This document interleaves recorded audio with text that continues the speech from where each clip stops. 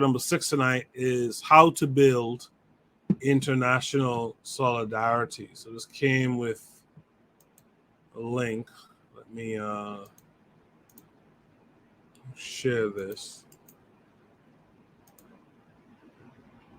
and then we'll discuss it.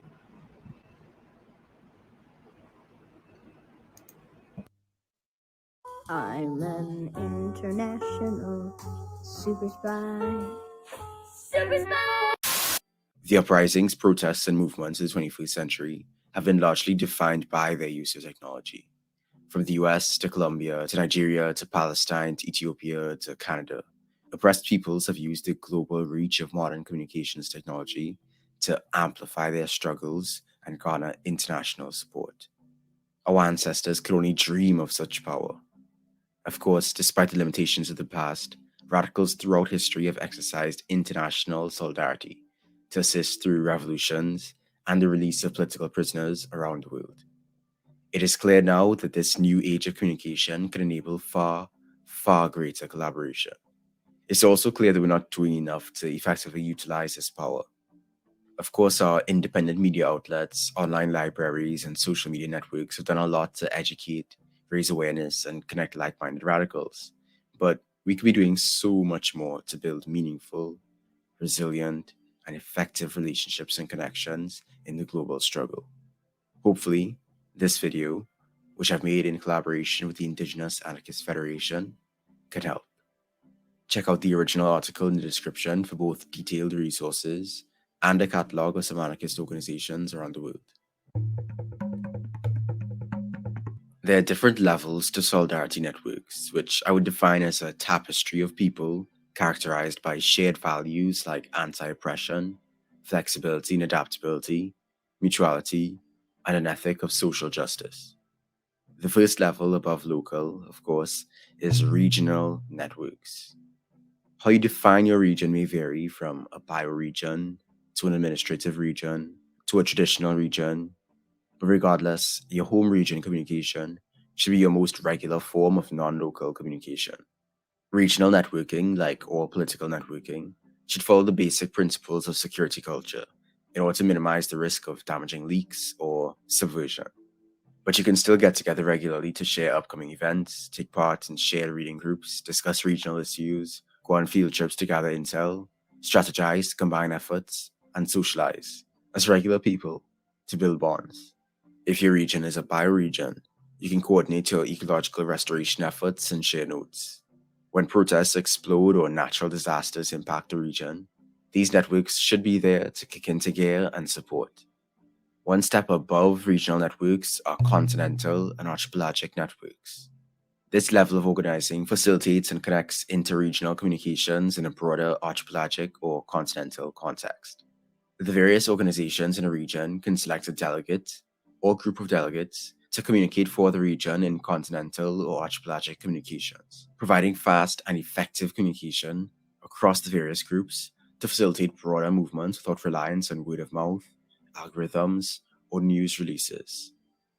If a certain region is facing unrest, instability, repression, or catastrophe, these networks should be in place to call for material aid, advice, or reinforcement, or even announce projects of grand aspirations, so that the diverse regions, cultures, and situations of the continent or archipelago can stay in tune. For example, after hurricane season, organizers in the Les Antillean archipelago can collect aid for those victims of flooding and displacement. Or, after government crackdowns in Colombia, Latin American organizers can mobilize to support those victims of police brutality and corruption. Of course, one area where continental networks and archipelagic networks differ is with the levels of physical connectedness and ease of transportation. On continents, roads and rail can facilitate in-person meetings and much easier shipment of material aid. Meanwhile, archipelagos tend to be constrained by expensive air and sea transportation, strict Coast Guard patrols, and overwhelming customs and port costs, making archipelagic networking efforts temporally, spatially, and monetarily challenging to deal with. Which is why it's so important to develop and nurture robust relationships and communication networks with the technology we have available to us. Until we can take back the vital ocean-going currents of our ancestors from the monopoly of wealthy yacht owners, archipelagic networks are our best bet for staying connected across boundaries. Lastly, and just as vitally, international networks. It is absolutely essential that your politics don't become limited to your sphere or scope alone. There's so much happening on the other side of the world that we can learn from too. A wise man learns from his mistakes. A wiser man learns from the mistakes of others, past and present, because we cannot afford to keep stumbling along and recreating failed and outdated methods.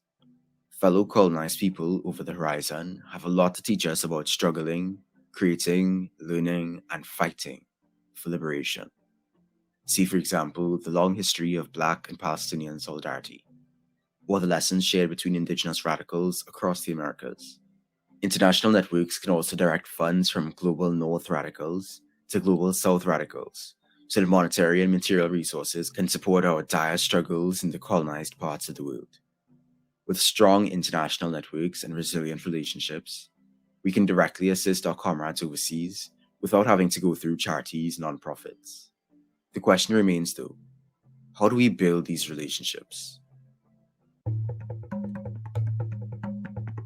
You have to communicate to build a solidarity network, whether regional, continental, archipelagic, or international. The most basic and reliable method I and others have found in the 21st century is, of course, digital. Forums, blogs, and social media are great spaces to connect with fellow anarchic, anti-colonial people in your region and beyond. I've met a lot of my international comrades through Twitter and Discord. I've even met many of my local comrades online too. It just takes a bit of effort on your part to reach out and build that relationship. Just one connection can give you a new perspective and expand your understanding of the political situation of those in your locality, region, continent, archipelago, or elsewhere, and set off a domino effect to even more connections and a true network. Do be careful though, and keep potentially illegal activity discussion off of insecure platforms. You can also communicate over the phone or on ham radio, but language barriers, expenses, and other security risks may make this method more hassle than it's worth. Lastly, you can communicate across your networks in person. If you want strong intra-regional, intracontinental, intra-island, or international relationships, look into organizing a trip. Many revolutionary movements have made use of these types of trips to build lasting international bonds. The Zapatistas have made trips around the world, and Ashanti Alston and others have visited Chiapas for themselves. Maltesta traveled to Argentina, Egypt, and all over Europe. Kropotkin, Goldman, and Bakunin all traveled a lot too. And Lorenzo Camboa Irvin has been all over the place. Of course, these types of trips should be reciprocal if possible. You're not going to go there as a missionary or a savior. With that in mind, there are some essential skills you should pack for when it comes to building solidarity networks. First and foremost, if you're going to broaden your network of solidarity, you need to be prepared to navigate cultural differences. Observe, ask before assuming, and adapt to the needs of both sides of the conversation. You may have political differences or be at different stages, which may or may not be a deal breaker for you, but recognize that you are no dictator over other people's struggle. Drop the paternalism and stay respectful, fam. Fair critique is fair, make your stance clear, work through if you can, and if you can't, stay clear. It's that simple. As I've said before, solidarity is a dialogue. An important aspect of that dialogue is a mutual understanding of boundaries. Make sure that from the jump, both parties know and agree to what topics will and won't be discussed, what language and communication channels will and won't be used, and what the standard of security culture will be, as well as how violations of boundaries will be handled. Speaking of language, one of the best things you can do to get this process started is learn another language. In fact, if you're in a group, as you should be, you could probably pick up the main lingua francas of the world: French, Spanish, Swahili, Mandarin, Arabic, Portuguese, Russian. Multilingualism is the wave for internationalist radicals, and it's common across the world. You don't have to be verbose, you just need to be conversational at least to develop meaningful solidarity. You shouldn't be expecting people to take on the burden of learning your language if you won't make an effort to learn theirs. Learning a language is hard. I've been trying to learn Spanish for like years now, but it needs to be done to network internationally, or even regionally. I literally live in the Americas, so I have to learn Spanish. Get together with some friends and practice. And practice alone with radical literature. One of the most important efforts of the 20th century radicals was translation. The original Bread Book was written in French. The Communist Manifesto was written in German. Anarchy was written in Italian. These days, thanks to translators' efforts, we can read all these books in all sorts of different languages. But the work isn't over yet. We have to continue the project of intellectual cross-pollination. Even a poorly translated text is better than no translation at all. And thanks to today's tech, we can easily plug text into translation programs and make the necessary corrections afterwards.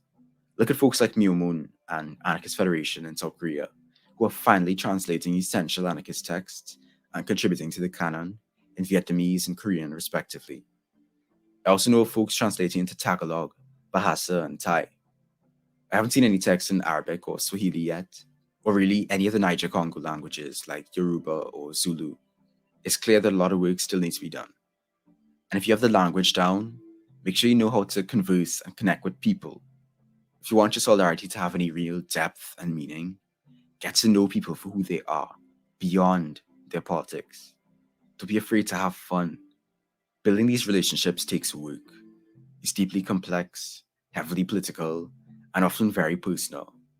But it is so worth the effort. The only way to learn how is to do it, and to try it for yourself. Send a DM, learn some vocab, put yourself out there, reach out, and make a difference together. Peace.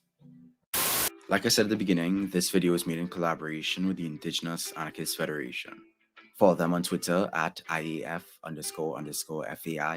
and check out the articles on their website too for contacts and even more resources. You can also check out the International Anarchist Co-op. All right.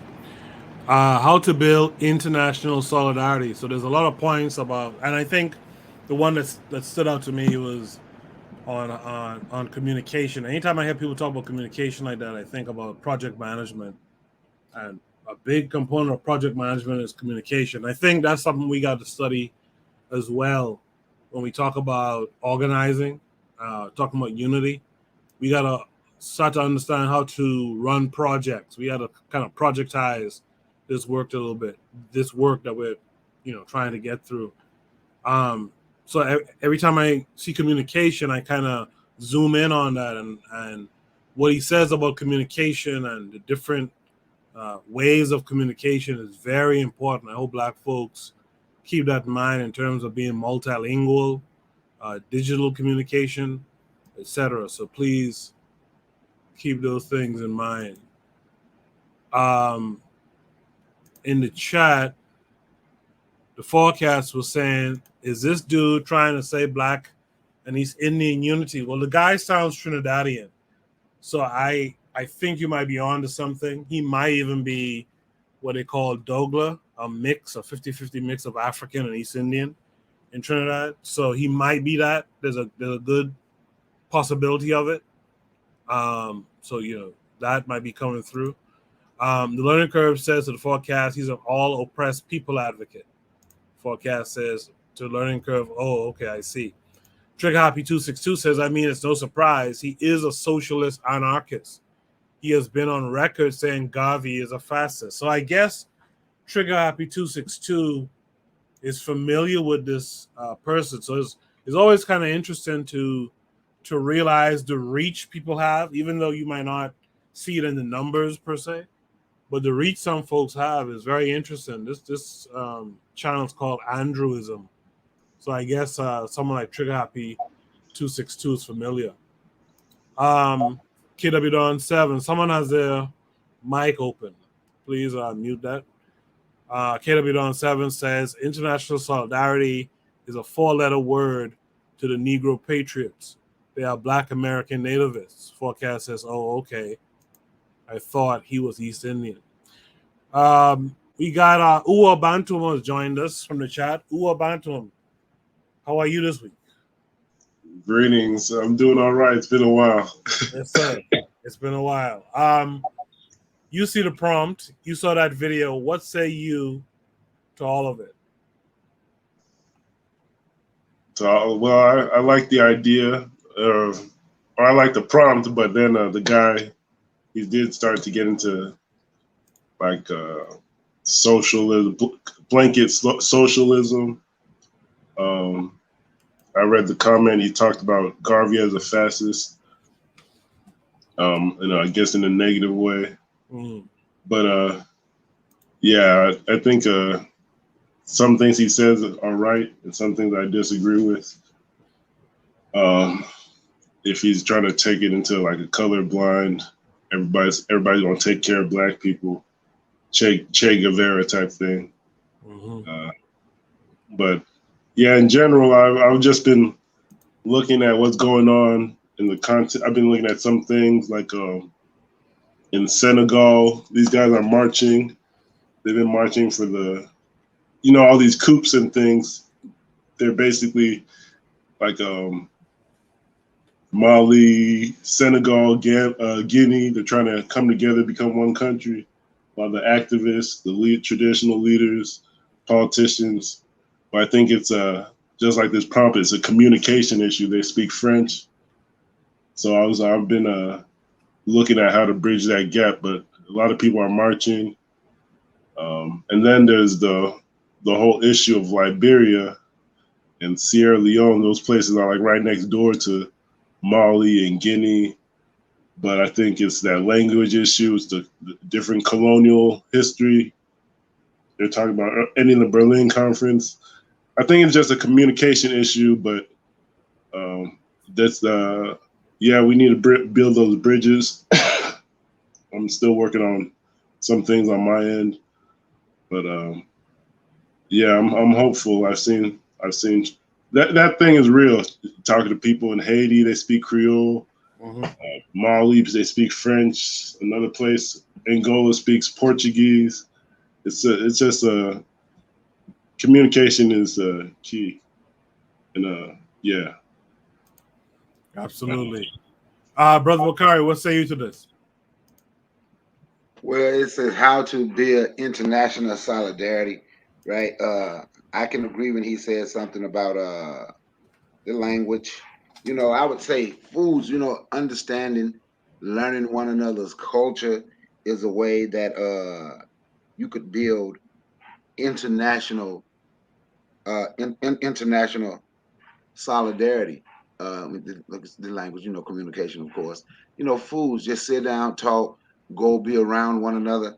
I really don't, that far as I can say on that's my that's like my biggest thing right there. Yes, go visit these places if you can afford to go where you want to build, internationally. You go to those places and you work. You get to know the people there, work with the people there. Understand what you want to do, and understand that it's going to be a difficult task. And what would make it difficult, once again, is back to the communication. So you can have if you got somebody who can translate or whatever. But that's how I see. And food is always a way. You take food, I take my food. They bring their food. Everybody like to eat. You can always sit down and learn about people just from the food. You understand? So I think that's one way you can build international solidarity. Hey, but look, a couple of ways, brother. But look, I'm gonna go ahead. I thank you for letting me on here. My grandson is still up talking, man. Gave him a damn cupcake at 10 o'clock at night. All that sugar, man. So I'm gonna have to go, man. Okay, I thank you. I'm gonna keep listening though. Okay, I thank you for joining us on the panel tonight, and also, your grandson's being exposed to this kind of thinking, this kind of discussion. So that's cool too. Razuli, actually, let's go to the forecast. I usually pair Brother Bakari and the forecast together. The forecast, what say you? How to build international solidarity? All right. Yeah. I asked that question because a while ago I did I talked about black people in East India. That was a whole thing. Like it's crazy. Black people have a whole lot of, but before this dude, if he is Indian, because I know you said he may not be, but if he is, they need to deal with what's going on in their own country before they talk about international solidarity, because what go on with black people in that country is crazy. You know what I'm saying? But I'll speak on it as far as us, because I'm not gonna lie, like yo, I'm starting to see like yo, black people we hate each other, like yo, like, and I don't get it to the point where we don't communicate, we let the middleman. But today, like the internet has changed the game because we can, like, we all in different places and we can talk, and we not relying on some middleman to tell me about where you come from and tell you about where I come from and how I act. You know what I'm saying?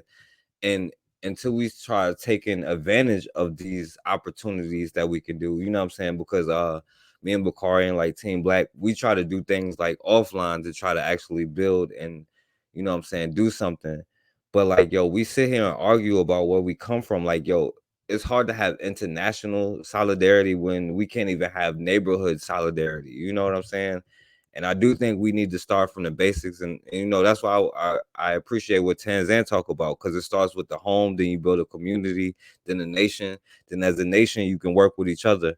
But one thing as a people that we're missing, like other group, like not to compare us to other groups, but like you know Europeans were able to have this Berlin conference. They fought each other, they still fight each other to this day, as we can see, but they agree that we will never fight each other when it comes to these Negroes. We will always be on that. And we need to find some kind of ground that internationally we can all agree on, that, you know what I'm saying, we're, you know, just have our own conference, you know what I'm saying? So, but I'll pass the mic. No, I appreciate that forecast. Let's go to Azuli. Azuli, what say you to this? Azuli, you're Um, muted if you're here. Okay, go ahead. um, I don't know. I don't even know exactly what to say about this. I guess he's more on the Martin Luther King side type of everybody kumbaya, being international solidarity. I mean, there's it's so much complex than that. Just to learn language and because we do that already, especially where we are in Brooklyn. I interact with my brothers from different from America, the Black Americans, Jamaicans. It's like we do that, like, and it's still not really solidarity. Like I don't understand what he's talking about. Like learning another language, okay, that's off the top. I think it's too complex to say. I think Black people all over the world need therapy. We need to understand where our traumas come from, and then from that point on, we could build on solidarity. It's just I don't know. It sounds great, but it sounds good. It sounds good, but I feel like it's more complex than that. So All right, I'm gonna let people have a chance to comment to what Azuli said as well. Is Tanzan back at all? If not, let's go to Kevin Curry 42. Yeah, I'm back. Oh, Tanzan. Um, this video on how to build international solidarity. What are your thoughts? Pros, cons? Well, the pros is we use the tools at our disposal, even if they are made by and for somebody else. And I think that's what we're starting to do here. We're starting to, create those webs. And one thing that we also have is this idea of, the European, not just superiority, but invincibility. But when you look at the history, what made them great, and also the same thing that what make is great, is they know how to patch their holes. When we're talking about, those, ignoramus says they know how to use every single sector of their society. They also know how to use every single sector of their race. It comes to the Germans and the manufacturing and that, technological precision, they have that. If they have the Americans and their, can-do attitude, they have that. If they have the British and their, nose in the air sophistication, they have that. So they use, and the Russian, everybody has something to pitch in, and together they make this whole weird, fabric that they call their whole culture, whatever it is. So they know how to make a lot out of all these different factors. And so they don't have to be all clever, they don't have to be all brave, they don't have to be, they just need a few people to be clever, brave, and all that stuff, and the rest of the people can just sit back in ignorance and misery. And so they didn't need to send the whole population into Africa to conquer Africa. They just just needed a few, first of all, the missionaries, then the explorers, then the traders, then, finally, by the time it comes to the actual war, they've already conquered your culture. And so you see people have already given in. They've already taken the children, they've already taken the women. And so the fight is just an inevitability. You've already lost everything else. The physical war is just the last of the dominoes. So you know yeah, the solidarity thing, we really have a lot of catching up to do. We really do. And what sometimes is dismaying is that when people have the tools, they still complain about the work.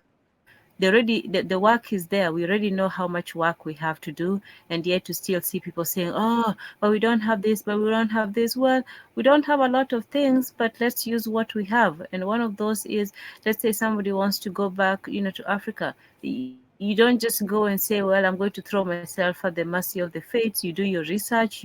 Especially you find somebody there, a physical person that you can actually talk to, even if they turn out to be a con man. That will be your experience. Like, I'll avoid this person or that person or this situation. Even us, we get scammed all the time by our own people everywhere. We know that for sure.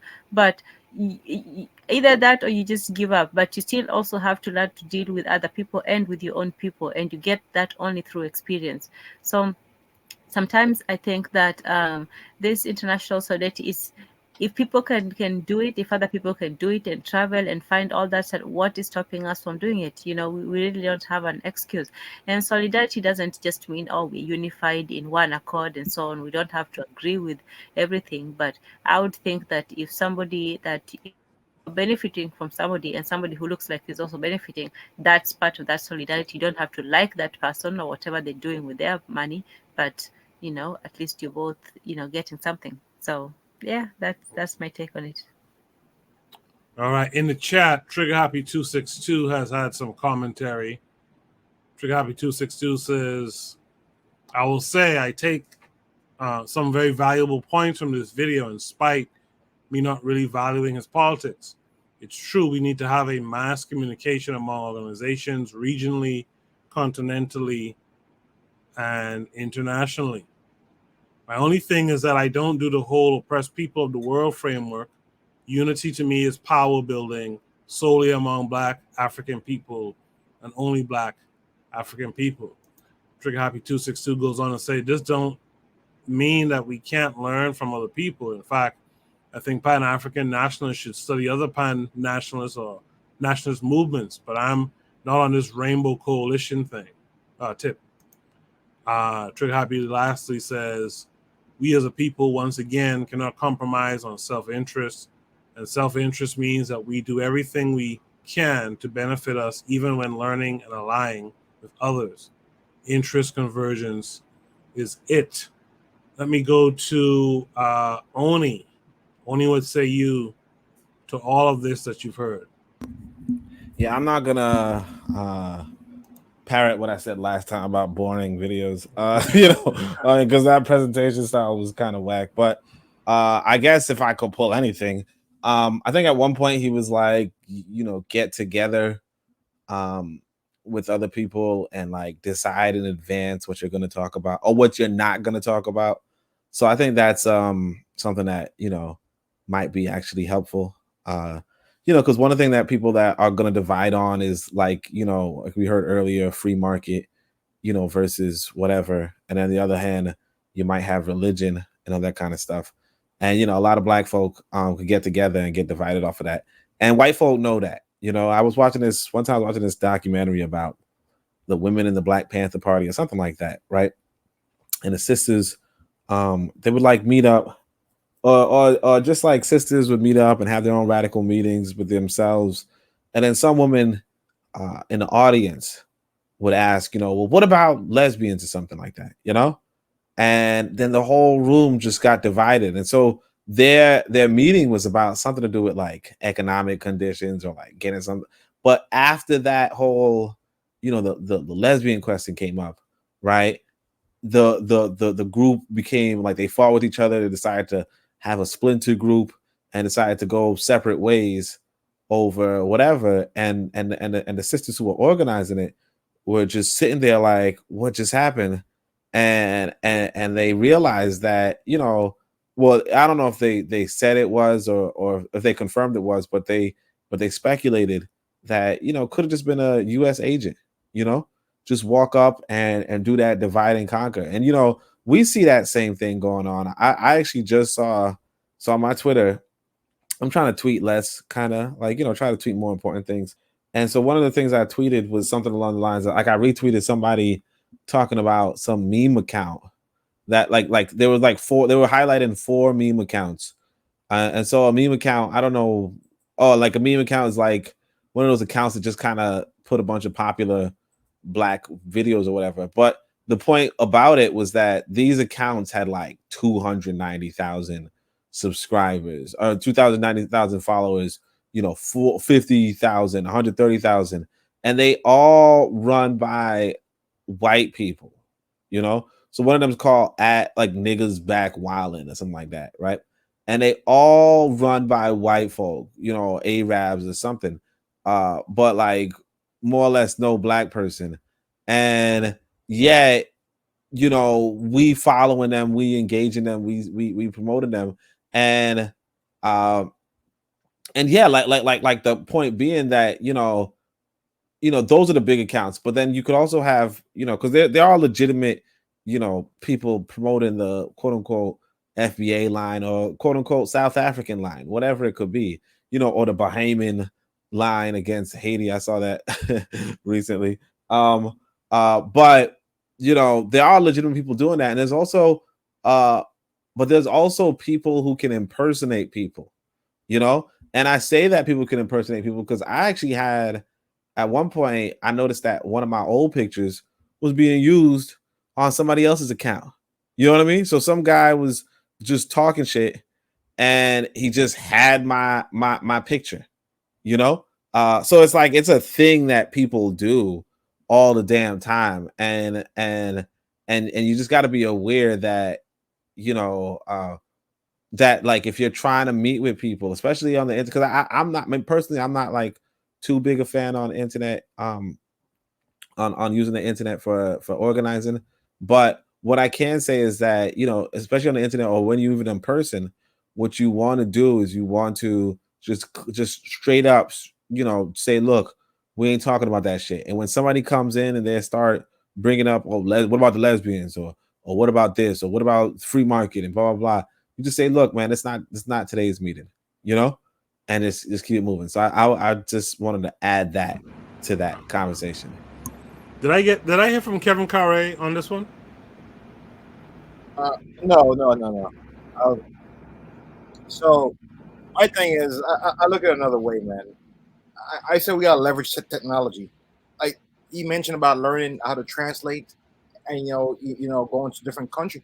You have something called Google Translate. The other day when I went to go buy some mangoes on Jamaica Avenue, the guy didn't quite understand me. You know, I think he just got here to this country, so his English was not very good. So I spoke into my phone, and it translated into Spanish. I showed the guy. He spoke. My phone translated into English. So right there. So we can use that. Another thing too, as I said, people don't really think about it now, but it's going to be impact in the future. Right now, we're in the midst of like the greatest wealth transfer in the world, in history. You know, the boomers are retiring and some are dying, and a lot of that money is being transferred to their heirs. We gotta start getting into the different technology out there, not just crypto, but you know, the blockchain. Because as I said, with the blockchain, is your message is easily verified. It can't. I mean, it's still a software, but the way it is, it's the cryptology is very well. So, remember yesterday, Koku, how we did the thing yesterday, how quickly it went through. Yeah.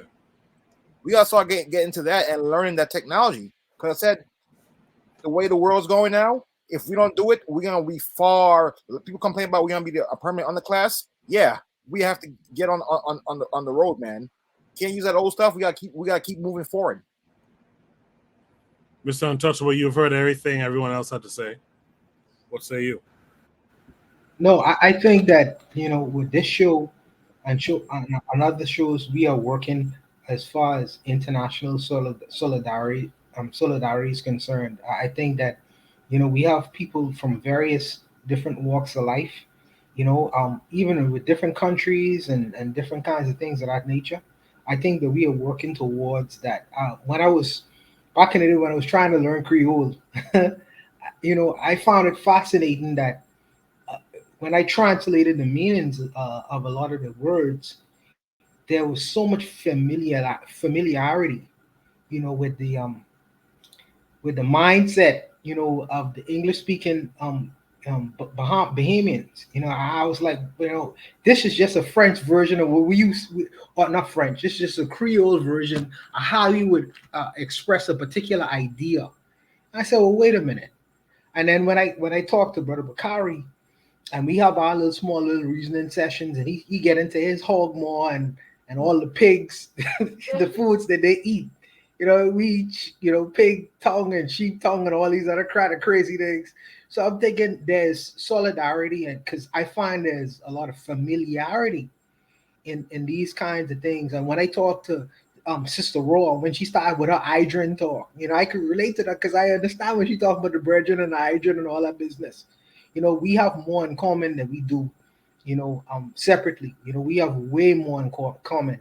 And I think that, you know, with the social media and these media spaces, it gives us an avenue where we could converse with one another and really sit down and really talk and commune with one another.